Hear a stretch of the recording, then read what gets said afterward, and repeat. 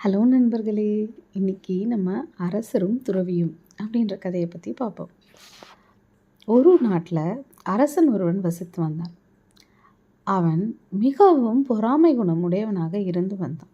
அவன் ஒவ்வொரு நாளும் ஒரு விலங்கை பலியிட்டு தியாகம் செய்து பிராயச்சித்தத்தை தேடிக்கொண்டு வந்திருந்தான்.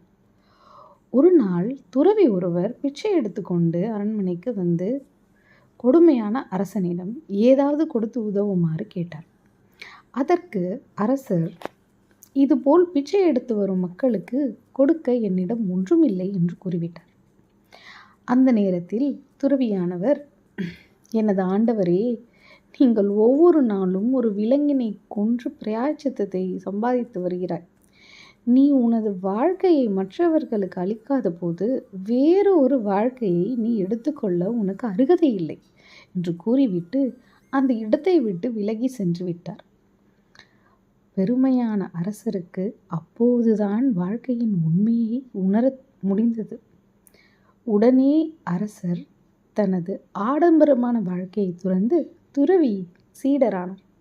இப்போதுதான் உண்மையான வாழ்வின் பொருளை புரிந்து கொண்டார் அந்த அரசர். என்ன நண்பர்களே, இந்த கதையிலேருந்து நம்ம என்ன தெரிஞ்சுக்கிட்டோம் அப்படின்னா, அஹிம்சையே உண்மையான சக்தி. இந்த கதை உங்களுக்கெல்லாம் பிடிச்சிருக்கும்னு நம்புகிறேன். மீண்டும் சந்திப்போம். Bye.